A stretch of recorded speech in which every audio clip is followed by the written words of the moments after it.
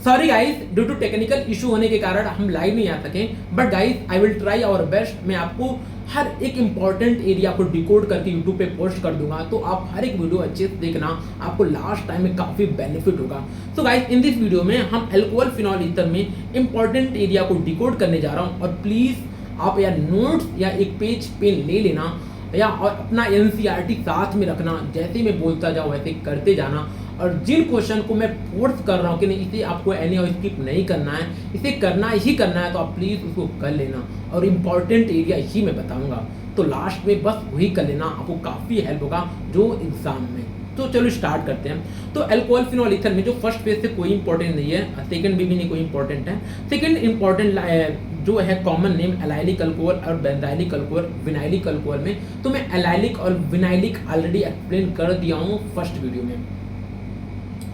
अब ना second page में बस आप इंटरेस्ट क्वेश्चन है, यहाँ पे प्राइमरी सेकेंडरी अल्कोहल आपको देखना है, वहाँ पे कर लेना है इसे। देन उसके बाद इसके बाद कॉमन नेम है। कॉमन नेम में कुछ इंपॉर्टेंट कॉमन नेम है, आपको लर्न होना चाहिए। आप क्या करो, रोको वीडियो, अभी जो भी ओ क्रिस्टॉल, एम क्रिस्टॉल, पैरा क्रिस्टॉल का है जो कॉमन नेम है, प्लीज इसका 2 से 3 बार डायग्राम बना लो। इसमें चांसेस हैं मैथ द कॉलम से क्वेश्चन आने की, समझ गए ना। तो ओ क्रिस्टॉल, एम क्रिस्टॉल, पैरा क्रिस्टॉल का डायग्राम आप बना लो।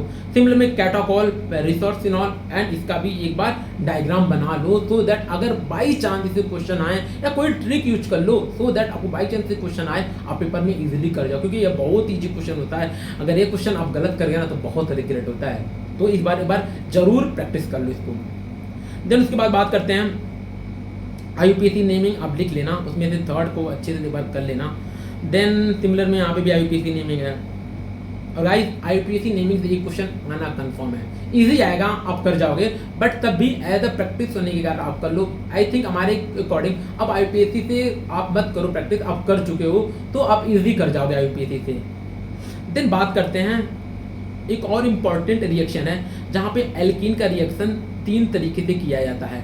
एक डायरेक्ट डाइल्यूट H2SO4 में, एक ऑक्सीमर्कुरेशन डीमर्कुरेशन से, एक हाइड्रोबोरेशन ऑक्सीडेशन से। तो वह एल्कीन का 3 मेथड तरीका होता है जहाँ पे हम रिएक्शन कराते हैं। यह भी एक इंपॉर्टेंट एरिया माना जाता है। अभी हमारे नर्सिंग में भी क्वेश्चन आया था, और 2024 के पेपर में इससे क्वेश्चन आ रखा है। मार्कोनिक ऑफ, एंटी मार्कोनिक ऑफ, तो रूल से क्वेश्चन आएगा ही आएगा। तो देखो जो एल्कीन होता है ना, अगर हम डाइल्यूट H2SO4 से कराते हैं तो इलेक्ट्रोफिलिक एडिशन रिएक्शन होता है, मार्कोनिक ऑफ उल्ट जाता है और कार्बोकैटायन बनता है, और इसमें कार्बोकैटायन का रीअरेंजमेंट होता है। इस चीज को ध्यान रखना है, जब कभी डाइल्यूट H2SO4 बनेगा तो इलेक्ट्रोफिलिक एडिशन रिएक्शन में जाएगा और कार्बोकैटायन बनेगा, कार्बोकैटायन का रीअरेंजमेंट होगा, तो वो दैट वाले रिएक्शन है। तो यहाँ पे ब्रेक डाउन होता है माइनस प्लस, जो प्लस होगा तो कार्बोकैटायन का शिफ्टिंग होगा। तो क्यों शिफ्टिंग होगा, कार्बोकैटायन मोर स्टेबल पे शिफ्ट होगा, तो 3 degree more stable than 2 degree than 1 degree. तो यहाँ पे कार्बोकैटायन जब स्टेबल 3 डिग्री पे आएगा तो यहाँ पे जो OH लग जाएगा, यहाँ पे लग जाएगा। तो ऑक्सीमर्कुरेशन में क्या डिफरेंस है, ऑक्सीमर्कुरेशन में ये भी इलेक्ट्रोफिलिक एडिशन रिएक्शन है, यहाँ पे मार्कोनिक ऑफ फॉलो करेगा, बट यहाँ पे कार्बोकैटायन का रीअरेंजमेंट नहीं होगा, इस बात को ध्यान रख लेना, ठीक है। देन हाइड्रोबोरेशन ऑक्सीडेशन में, हाइड्रोबोरेशन ऑक्सीडेशन में यहाँ पे एंटी मार्कोनिक ऑफ रूल लगता है, मीन्स जहाँ पे ज्यादा नंबर ऑफ हाइड्रोजन होगा वहां पे जाके जो OH वहां पे अटैच हो जाएगा। तो इस बात को ध्यान रखना। तीनों रिएक्शन को डाइल्यूट H2SO4 में, ऑक्सीमर्कुरेशन डीमर्कुरेशन में, हाइड्रोबोरेशन ऑक्सीडेशन में। आप भी बहुत सारा क्वेश्चन कर चुके होंगे इस पे, तो प्लीज एक बार इस क्वेश्चन को प्रैक्टिस कर लेना, एनसीईआरटी का क्वेश्चन है। Then most important reducing agent, देखो गाइस एक इंपॉर्टेंट कंफर्म है, हर साल या नीट हो या जेई हो या पैरामेडिकल एग्जाम हो या नर्सिंग हो, अभी नर्सिंग में भी रिड्यूसिंग एजेंट से क्वेश्चन आते ही आते हैं। कुछ ऐसा रिड्यूसिंग एजेंट जो फिक्स है, LiLH4, NaBH4, तो फिक्स ही है, आते ही आते हैं। तो चलो हम कुछ इंपॉर्टेंट रिड्यूसिंग एजेंट हैं और उसका कुछ इंपॉर्टेंट प्रॉपर्टी बता रहा हूँ, अभी बार देख लो। और गाइस आप क्या करो, अगर आपके पास नोट्स है तो प्लीज एक बार उस नोट्स में जाओ, अभी जाओ, देखो रिड्यूसिंग एजेंट का क्या क्या स्पेशल प्रॉपर्टी होता है, एक बार देख लो। बाकी मैं एक्सप्लेन कर दे रहा हूँ। LiLH4 एक इंपॉर्टेंट, एक स्ट्रॉन्ग रिड्यूसिंग एजेंट है। देन NaBH4 एक mild and specific reducing agent है। Then hydrogen with catalyst, zinc amalgam जिसे बोलते हैं क्लेमेंसन रिडक्शन, और हाइड्रोजन विद पोटेशियम हाइड्रोक्साइड उल्फिकेशनल रिडक्शन। ये दोनों का काम सेम होता है, बट अंतर क्या होता है इसमें अभी आगे एक्सप्लेन कर दूंगा आपको मैं। डाइबल H और डाइबल एच, ये जो इम्पोर्टेंट कुछ रिड्यूसिंग एजेंट हैं, आप प्लीज़ इसको एक बार अच्छे से नोट करो और एक बार अच्छे से इसका फंक्शन देख लो। देन चलो हम डिस्कस करते हैं क्या क्या इसका फंक्शन होता है। फर्स्ट ऑफ ऑल बात करते हैं LiLH4 पे। LiLH4 a powerful reducing agent होता है। It reduces almost all carbonyl containing compound including aldehyde, ketone, carboxylic acid, Easter, acid chloride and amide into their corresponding alcohol and amine. जो LiLH4 है एक strongest reducing agent है, यह सबको reduce कर देता है करस्पॉन्डिंग अल्कोहल या देयर अमाइन के फॉर्म में। बाकी मैं इसके आगे क्वेश्चन कराऊंगा। देन सोडियम बोरा हाइड्राइड NaBH4 एक माइल्ड रिड्यूसिंग एजेंट है जो कि एक स्पेसिफिक एरिया पे एक्ट करता है। अभी स्पेसिफिक एरिया क्या है मैं बता रहा हूँ, वह यह ओनली एल्डिहाइड एंड कीटोन पे एक्ट करता है, बाकी किसी को टच भी नहीं करता है। तो इस चीज़ को ध्यान रख लेना। NCERT में इन टेक्स्ट में एक क्वेश्चन है और हमारे एग्जाम में इससे बार बार क्वेश्चन आए हुए हैं। देखना आप नीट के PYQ में कितनी बार क्वेश्चन पूछे गए इससे और आपके भी एग्जाम में आने वाले हैं।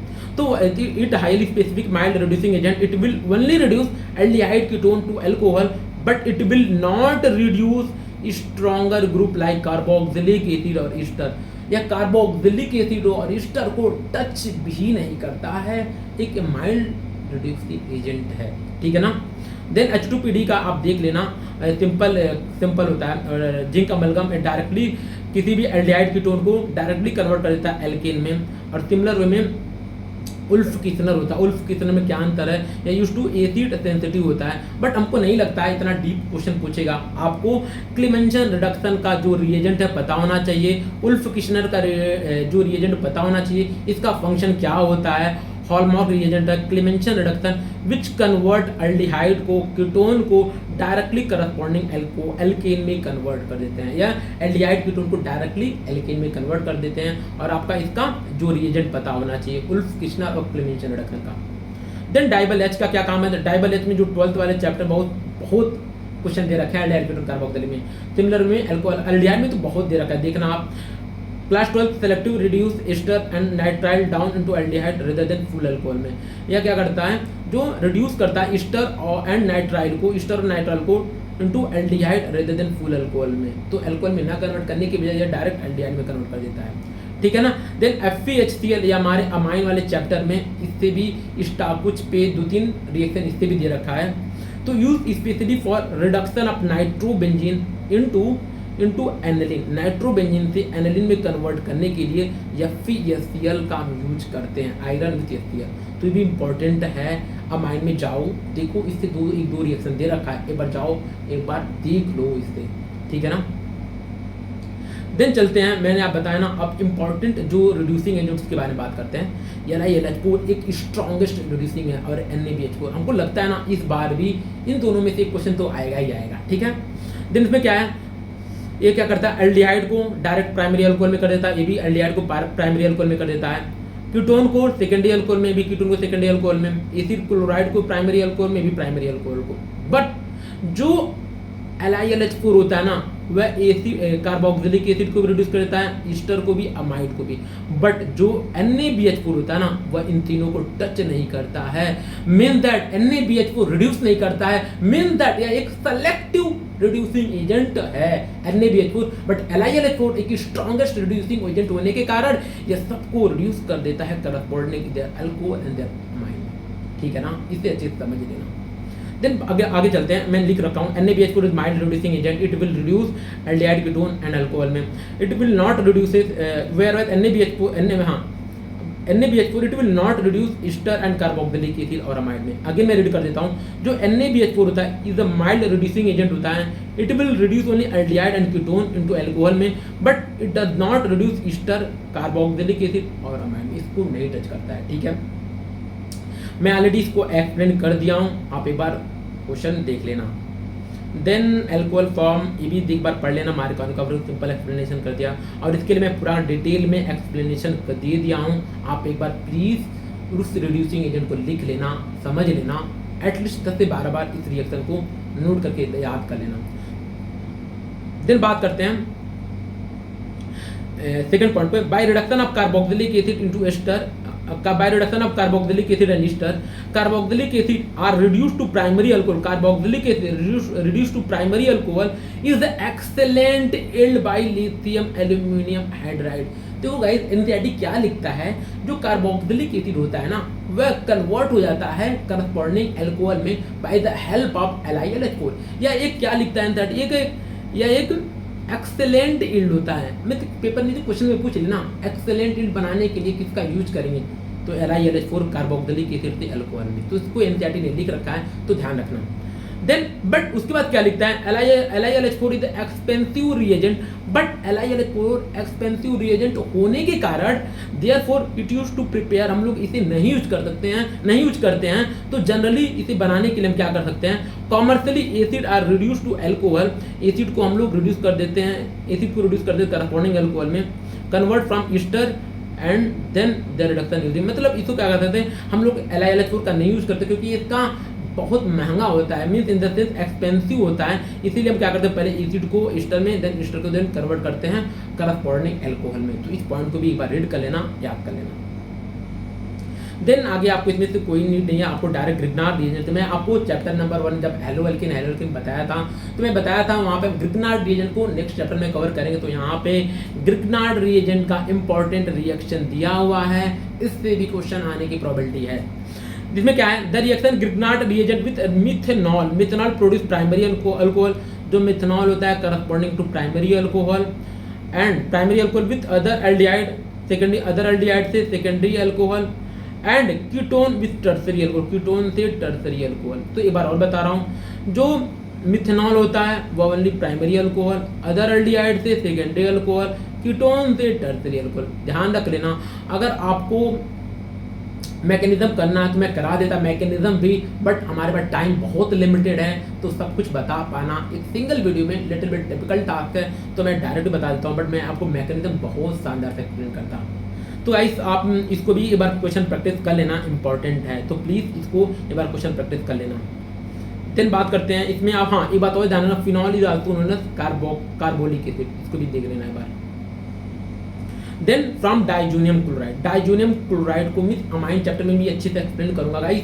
जो एनिलीन होता है, एनिलीन NaNO2HCl के प्रेजेंस में N2Cl में बेंजीन डाइजोनियम क्लोराइड बनाता है, और वाटर के प्रेजेंट में यह अल्कोहल में फिनॉल में कन्वर्ट कर देता है. अब बताओ, अगर मैं हाइपोफॉस्फोरस यहाँ पे ले लूँ वाटर की जगह तो क्या बनेगा, अगर मैं अल्कोहल ले लूँ तो क्या बनेगा.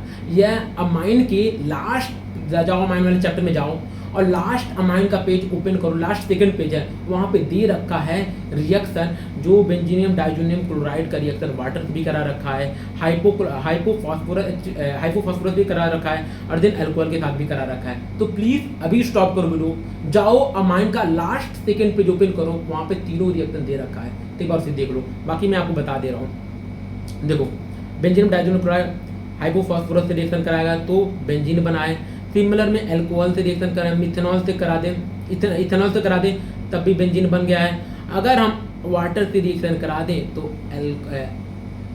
फिनॉल बन गया है. क्या बन गया, फिनॉल. तो ध्यान रखना, बेंजीन डाइजोनियम क्लोराइड का मोस्ट इंपॉर्टेंट रिएक्शन है. कितनी बार एग्जामिनर ने यहाँ पे कंफ्यूजन कराए हैं, वाटर दे देते हैं तो बच्चे ये लगा देते हैं, कभी ये दे देते तो बच्चे यहाँ कंफ्यूज करें. तो आप प्लीज कंफ्यूज मत होना, 5 से 6 बार लिख लो, समझ लो, तब आगे बढ़ना, ठीक है ना. तो गाइस ये मैंने एक्सप्लेन कर दिया हूँ, इसको एक बार पढ़ लेना आप. Then cumene is the best method है प्रिपरेशन ऑफ कीटोन. ये भी आप क्यूमेन का भी इंटरमीडिएट पूछा जा सकता है, या डायरेक्ट प्रोडक्ट क्या मैक्सिमम क्या बनाता है एसीटोन. तो आप इसको भी अच्छे से रीड कर लेना. क्यूमेन का तो पता ही है, आप तो नीट का पेपर दे के आए हो, तो इसे कितना क्वेश्चन आ रखा है, इंटरमीडिएट तो कितना बार नीट में पूछा गया है, तो गारंटी है इसमें भी पूछेगा. सिंपल फंडा है.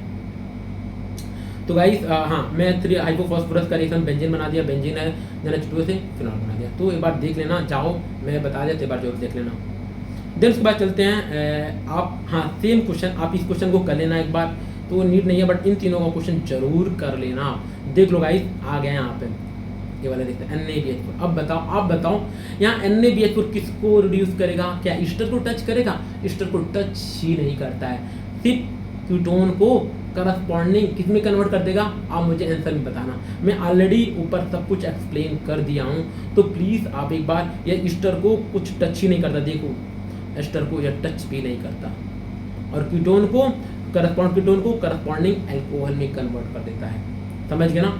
तो यहाँ पे क्या होगा, इसका आंसर बताया, इसका आंसर होगा ये कीटोन को अल्कोहल में कन्वर्ट कर देगा बट इसको टच नहीं करेगा, समझ गए ना। तो सिंपल रिएक्शन है, ये भी सिंपल है, डायरेक्ट इसको कन्वर्ट कर देगा करस्पॉन्डिंग अल्कोहल में। मीन्स दैट सिंपल में समराइज करूँ, LiLH4 एक स्ट्रॉन्गेस्ट रिड्यूसिंग एजेंट है, ये सबको तोड़ फाड़ कर देगा है, बट NaBH4 एक स्पेसिफिक होता है जो ओनली रिड्यूस करता है कीटोन और एल्डिहाइड को, ठीक है, करस्पॉन्डिंग अल्कोहल में। बस इतना ही बॉइलिंग पॉइंट का कंसेप्ट मैं ऑलरेडी हेलोअरिन में बता दिया हूँ। बॉइलिंग पॉइंट डायरेक्टली प्रोपोर्शनल होता है मॉलिक्यूलर वेट में, इनवर्सली प्रोपोर्शनल टू ब्रांचिंग में, और ये भी देखना है हाइड्रोजन बॉन्डिंग किस में है किस में नहीं है, उसके बेसिस पे भी बॉइलिंग पॉइंट का ऑर्डर आपको पता होना चाहिए।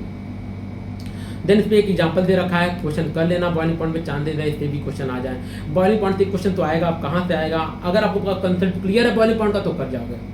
देन उसके बाद बात करते हैं, इसके बाद कोई इंपॉर्टेंट लाइन नहीं है। देन हाँ, अब आ जाओ एस्पिरिन से, acetylation of salicylic acid produce aspirin. Question में लिख देगा one acetylation of salicylic acid which produce, तो आपको पता होना चाहिए एस्पिरिन प्रोड्यूस करता है, ठीक है ना। आप कोई भी रिएक्शन देके डायरेक्ट पूछा जा सकता है, तो इसका रिएक्शन आपको अच्छे से पता होना चाहिए।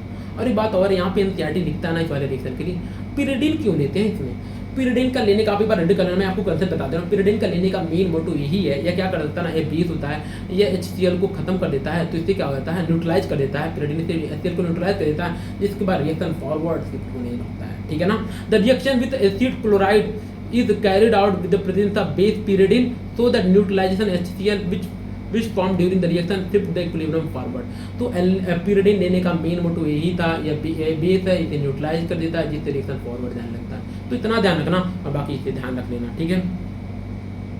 देन गाइस ल्यूकास रिएजेंट, आपको पता है ल्यूकास रिएजेंट, आपको रिएजेंट का भी कंसंट्रेटेड HCl एंड ZnCl2 ये भी पता होना चाहिए। ल्यूकास रिएजेंट क्या होता है और इसका कैसे अल्कोहल पे काम करता है। 3 डिग्री अल्कोहल डायरेक्ट टर्बिडिटी देता है, 2 डिग्री से कम और 1 डिग्री अगर रूम टेम्परेचर पे हो, alcohol do not produce turbidity या रूम टेम्परेचर। एनसीईआरटी लिखता है अगर प्राइमरी अल्कोहल अगर रूम टेम्परेचर हो तो कोई टर्बिडिटी नहीं देगा। आप जाओ एक बार नोट्स उठाओ, देखो वहाँ पर सर टाइमिंग लिखवाएंगे, तो 3 डिग्री अल्कोहल बहुत फास्ट टर्बिडिटी देता है, 2 डिग्री उससे कम, देन 1 डिग्री बहुत कम टाइम में, और रूम टेम्परेचर पे एनसीईआरटी लिखता है they do not produce turbidity, ठीक है, एक बार रीड कर लेना इसको भी। Then ethanol undergo dehydration by heating it corresponding H2SO, तो इथेनॉल H2SO4 में तो डिहाइड्रेट होता है, करस्पॉन्डिंग एल्कीन में कन्वर्ट हो जाता है।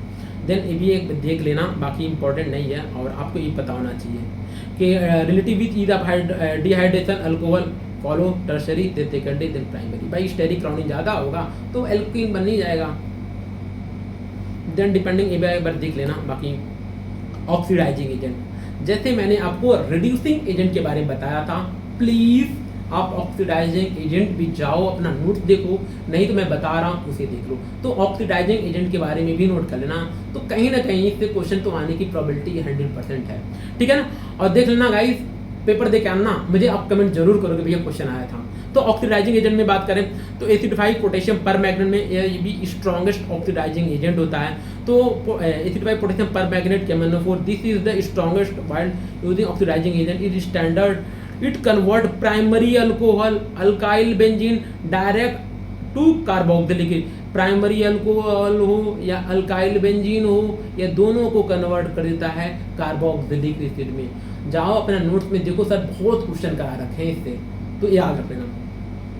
देन जॉन्स रिएजेंट में CrO3 इन H2SO4, एक बात याद रखना, जब CrO3 chromic acid in the presence of H2SO, CrO3 in presence of H2SO4 तो उसका अलग काम होता है। अगर CrO3 अकेला हो तो इसका अलग फंक्शन होता है, इसका अलग काम होता है। तो प्लीज इन दोनों में भी डिफरेंस देख लेना।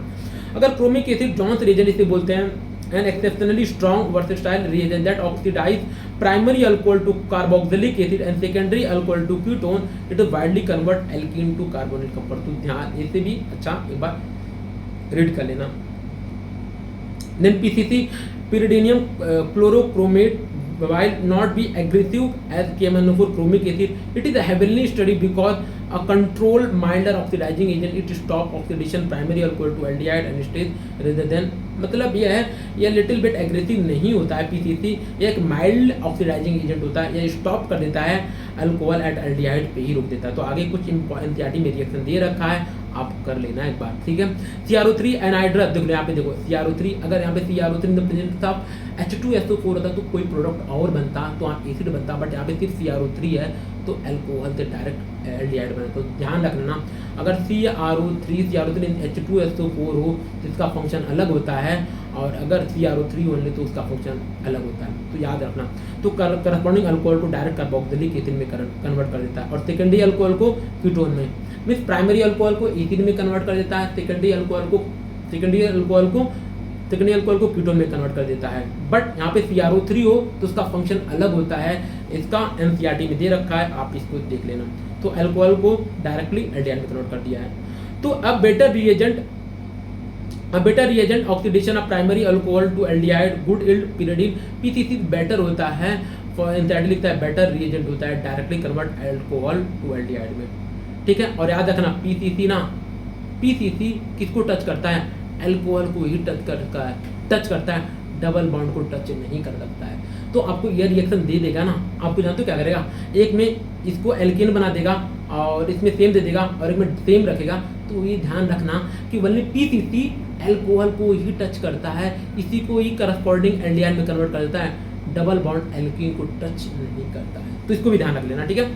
और सिमिलर वे में CrO3 सेकेंडरी अल्कोहल को कीटोन में कन्वर्ट कर देता है, और इसमें कॉपर का भी इंपॉर्टेंट रिएक्शन है, कॉपर अल्कोहल को प्राइमरी अल्कोहल को एल्डिहाइड में, सेकेंडरी अल्कोहल को कीटोन में, और टर्सरी अल्कोहल को भैया एल्कीन में कन्वर्ट कर देता है। इसको रेडी कर लेना एक बार। देन फिनॉल को पैरानाइट्रोफिनॉल और ऑर्थोनाइट्रोफिनॉल में कुछ डिफरेंसेज हैं on the basis of their distillation में। Ortho and para isomer can be separated by steam distillation. Orthonitrophenol is steam volatile due to intramolecular hydrogen bonding. तो ऑर्थोनाइट्रोफिनॉल में ये भी पूछा जा सकता है, ऑर्थो में इंट्रा होता है कि इंटर होता है, तो आपको पता होना चाहिए ऑर्थोनाइट्रोफिनॉल में इंट्रामोलिकुलर हाइड्रोजन बॉन्डिंग होता है। इंट्रामोलिकुलर हाइड्रोजन बॉन्डिंग होने के कारण इट इज स्टीम वोलाटाइल होता है due to intramolecular hydrogen bonding. While para-nitrophenols is less volatile due to intermolecular hydrogen bonding which cause the association molecule। बाकी paranitrophenol में क्या होता है दो अलग अलग मॉलिक्यूल्स के बीच में काफ़ी स्ट्रॉन्ग बॉन्डिंग होता है, इसीलिए strong bonding cause association molecule, इसीलिए लेस वोलाटाइल होता है। तो पेपर में इससे भी दोनों क्वेश्चन आ सकता है, प्लीज़ एक बार अच्छे से रीड करना, नोट करना। इंट्रा में किसमें इंटर होता है, इसमें इंट्रा होता है। इंट्रा किसमें होता है, इंट्रा होता है हमारे ऑर्थोनाइट्रोफिनॉल में, और इंटर किसमें होता है, पैरानाइट्रोफिनॉल में। तो इसको भी ध्यान रख लेना, और इसको भी एक बार रीड कर लेना कि पिक्रिक एसिड के लिए ये पुअर यील्ड एनसीईआरटी बोलता है कि पिक्रिक एसिड से बनाना पुअर यील्ड होता है, और कैसे बना सकते हैं। तो ये भी एक इम्पॉर्टेंट है, नीट में भी कितनी बार पूछा है, बट हमारे पैरामेडिकल में एग्जाम में इससे क्वेश्चन नहीं आया है, तो चांसेज हैं इससे क्वेश्चन आ सकते हैं।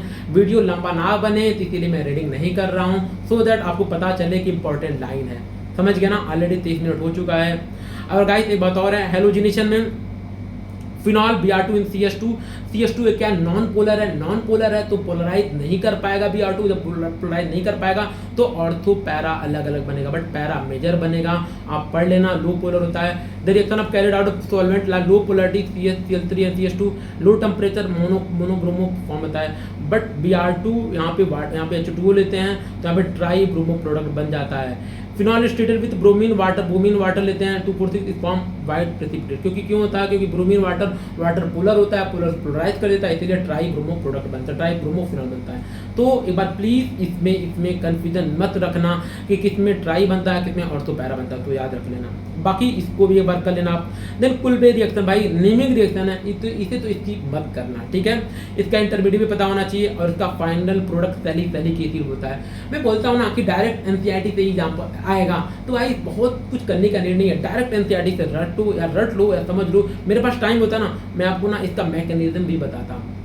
तो बट डायरेक्ट कुलबेल रिएक्शन इसका डायरेक्ट पता होना चाहिए तरीके से बनाता है। रिमल्टीमर रिएक्शन का इंटरमीडिएट कितनी बार हमारे नीट के एग्जाम में इंटरमीडिएट पूछा है। आप तो नीट का पेपर दे के आए होगा, आपको पता ही होगा कि कितनी बार पूछा है इंटरमीडिएट। इसका सैलिसल्डिहाइड बनाता है, तो भी देख लेना बाकी, और इंटरेस्ट क्वेश्चन ही कर लेना। बाकी आगे चलते हैं, इसमें वहाँ कोई भी इंपॉर्टेंट नहीं है, यहाँ से भी देख लेना चांसेस कम है। अगर टेम्परेचर ज़्यादा होगा तो एल्कीन बन जाएगा, अगर टेम्परेचर कम होगा तो ईथर बन जाएगा। बाकी Williamson ether synthesis one of the most important reaction है क्लास 12 अल्कोहल फिनॉल ईथर का। आपको पता होना चाहिए Williamson ether synthesis SN2 mechanism से जाता है, और कैसे RX प्लस रोना ROR, पता है ना, RX प्लस रोना ROR बनता है, तो ये भी पता होना चाहिए किस मैकेनिज्म से आता है, SN2 मैकेनिज्म से। SN2 मैकेनिज्म कहाँ लगाएंगे, जहाँ पे स्टेरिक हिंड्रेंस कम होगा। स्टेरिक हिंड्रेंस कम क्यों होगा, तो बताओ क्यों, क्योंकि SN2 वहीं पे एक्ट करता है जहाँ पे स्टेरिक हिंड्रेंस कम होता है। तो ये भी पता होना चाहिए आपको कि RX रोना में ROR जब बनता है तो कौन से मैकेनिज्म जाता है, और आपको अच्छे से पता होगा। इसमें बहुत सारा क्वेश्चन आपने क्लासरूम में कर रखे, तो एक बार प्लीज़ अपना नोट्स उठाओ, देख लेना एक बार। एक बात और, अगर हम अल्काइल हैलाइड 3 डिग्री ले लिए ना, तो भैया एल्कीन में कन्वर्ट कर देता है, समझ गए ना। अगर प्राइमरी अगर 1 डिग्री रहे तो डायरेक्टली ROR बनता है। बेस्ट मेथड है विलियमसन के लिए। बाकी अगर टर्सरी होगा तो एल्कीन में कन्वर्ट होगा। बाकी आप 2-3 क्वेश्चन और अपने नोट से कर लो, सो दैट अगर इससे क्वेश्चन आए आप कंफ्यूज मत होना, और ये भी क्वेश्चन इससे कर लेना इसमें से भी। देन यहाँ से भी कोई इंपॉर्टेंट नहीं है। और ये भी the order of reactivity of hydrogen halide is follow by HI more reactivity HBr HCl cleavage ether place, मतलब इसमें भी इंपॉर्टेंट है, एक बार देख लेना। गाइस एक बात और है, एक ईथर का डिफरेंट HI के रिएक्शन, इसको पता होगा ना, आपको पता ही होगा कि जो ईथर होता है HI से अलग अलग मैकेनिज्म के थ्रू जाता है। अगर कार्बोकैटायन मोर 3 डिग्री कार्बोकैटायन बन रहा है तो SN1 मैकेनिज्म से जाएंगे। अगर 3 डिग्री नहीं बन रहा है तो हम SN2 मैकेनिज्म से जाएंगे। प्लीज़ इसका रिएक्शन एक बार कर लेना, मैं बता दे रहा हूँ आपको। देखो यहाँ पर है सिंपल है, जो HI थे तो यहाँ SI थे, सिंपल में SN2 मैकेनिज्म से जाएगा, तो SN2 मैकेनिज्म जाएगा तो यहाँ पे ब्रेक होगा, यहाँ पे माइनस लगेगा, यहाँ प्लस लगेगा। सिंपल में HI भी ब्रेक होगा, यहाँ माइनस यहाँ प्लस, तो माइनस कहाँ जाएगा, CH3 के पास चला जाएगा, H कहाँ, तो यहाँ पे प्रोडक्ट फाइनल क्या बन जाएगा, CH3I CH3 CH2OH, ठीक है। और सिमिलर वे में अगर 3 डिग्री कार्बोकैटायन बना तो 3 डिग्री कार्बोकैटायन बना तो cleavage just more stable carbocation के बनेगा, में SN1 मैकेनिज्म के थ्रू जाएगा। तो गाइस याद रख लेना, अगर मोर स्टेबल कार्बोकैटायन बन रहा है तो हम लोग SN1 मैकेनिज्म से जाएंगे। अगर मोर स्टेबल कार्बोकैटायन नहीं बन रहा है तो SN2 मैकेनिज्म से जाएंगे। तो जाओ एक बार अपना नोट्स उठाओ, कर लो। मैं ज़्यादा वीडियो लंबा ना होने के कारण मैं आपको एक्सप्लेन नहीं कर रहा हूँ सब कुछ। सिमिलर में क्लीवेज यहाँ से हो जाएगा, जब क्लीवेज यहाँ से होगा तो यहाँ माइनस जाए, यहाँ से यहाँ माइनस आएगा, यहाँ पे प्लस आ जाएगा। सिमिलर में HI ब्रेक होगा, यहाँ माइनस यहाँ प्लस, I जाके इधर लग जाएगा और H जाके यहाँ लग जाएगा, तो मेरा प्रोडक्ट बनेगा मिथेनॉल एंड, ठीक है। बाकी एक बार इसका क्वेश्चन और कर लेना, बाकी मैं यहाँ पे भी क्वेश्चन सिमिलर करा दिया हूँ, अब एक बार देख लेना, ठीक है। और बाकी इसका भी टेस्ट क्वेश्चन कर लेना, वेरी वेरी इंपॉर्टेंट है। यहाँ से नीट में भी बहुत सारा है, इसमें भी बहुत सारा क्वेश्चन पूछ रखा है, तो प्लीज़ इसका क्वेश्चन कर लेना। देन उसके बाद आपको ये तो सिंपल देखना है डायरेक्ट, और प्लीज़ इसको भी कर लेना, वेरी वेरी इंपॉर्टेंट। तो जो मैं वेरी वेरी इंपॉर्टेंट बोला हूँ ना, उससे प्लीज़ इसके बाद तो यार मेरा कंप्लीट चैप्टर। और गाइज प्लीज़ मुझे बताना, कमेंट करना कि कैसा रहा वीडियो, और please guys hit the like button and subscribe my channel, so that मुझे एक मोटिवेशन मिले, हम आपके लिए और बेटर कर सकेंगे। गाइज अभी हमारे पास बहुत बेटर रिसोर्सेज नहीं होने के कारण मैं आपको बहुत कुछ एक्सप्लेनेशन नहीं दिया हूँ, बट ट्राई करूँगा नेक्स्ट ईयर बेटर परफॉर्मेंस दूंगा और अच्छा सेटअप लॉन्च करूँगा। सो गाइज मिलते हैं अगली वीडियो में, बाय बाय, टेक केयर।